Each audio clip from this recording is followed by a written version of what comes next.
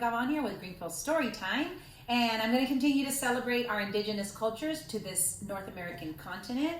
And tonight I get to read you about the Navajo Indians, which are native to one of our states here in the Union. So you get to learn about the Navajo Indians. Thank you for being here. It's wonderful to be able to learn about the cultures that surround us in this beautiful country that we live in. And so tonight I get to share with you about the Navajo.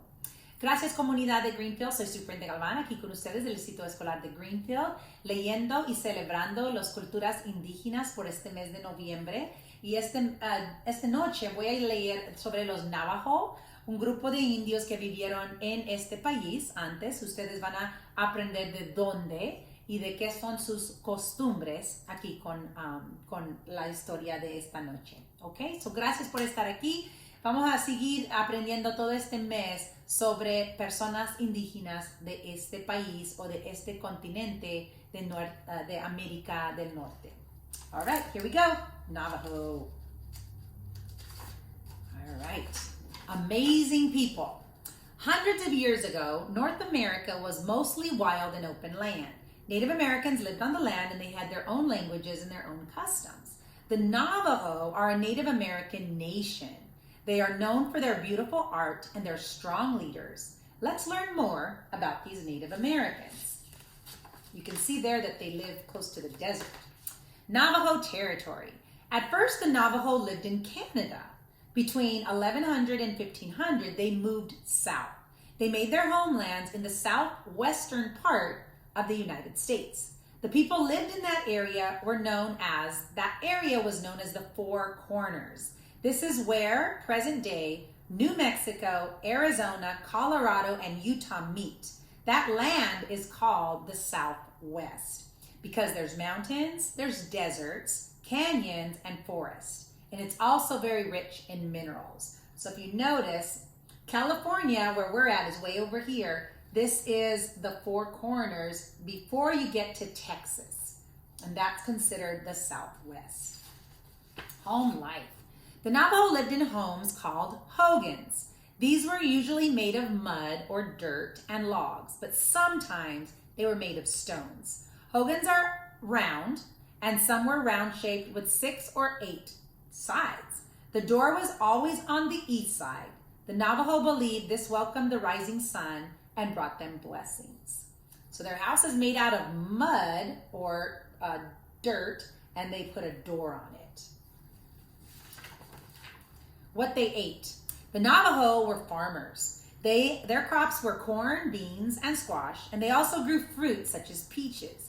In addition, they hunted for prairie dogs, rabbits, and mountain goats. The women and the families also gathered berries and other wild plants.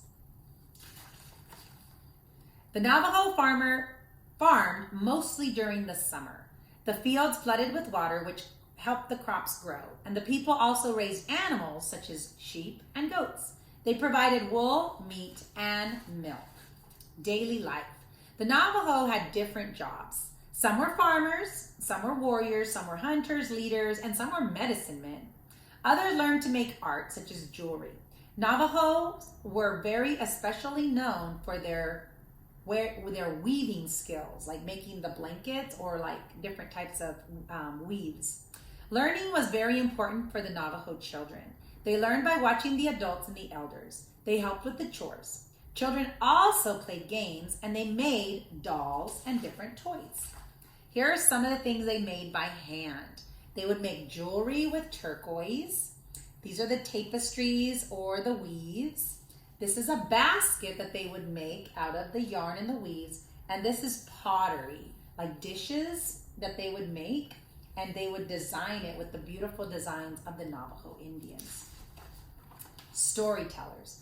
The Navajos love to tell stories. They teach stories because that's their history, and they want the children to remember those lessons. Some simply entertained, but others shared their stories of how they designed the pottery, what the art meant to them. And for many years, all of this was not written down. So the storytelling was important to them so they didn't lose their history. The Navajo were known for their stories about evil beings called skinwalkers. They believed skinwalkers wore animal skins and they traveled at night.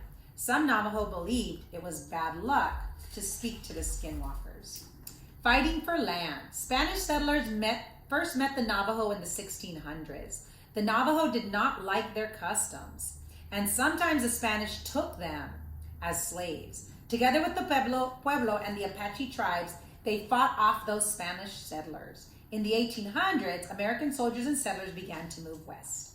They traveled through and settled on Navajo land. The Navajos were strong fighters. They often attacked them to protect the land, and the United States government wanted to help stop these attacks. All right, and the last one here. In 1864, the U.S. government forced the Navajo off their land. They made them walk more than 300 miles, trying to help support the New Mexico. This sad event is now called the Long Walk. About 2,000 Navajo died on that walk and at the reservation. The Navajo fought to get their homeland back. Chief Manuelito worked in the U.S. government. Today, the Navajo have the largest reservation in the United States.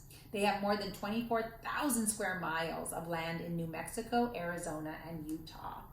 And that land is protected from anybody harming them. And there's the timeline. So that's it. It's Friday night. I hope you have a wonderful weekend. We celebrated the Navajo Indians that are part of the United States in the Four Corners. I'm Superintendent Galvan with the Greenfield School District, sending you a great, happy Friday, a wonderful weekend, and we'll see you on Monday.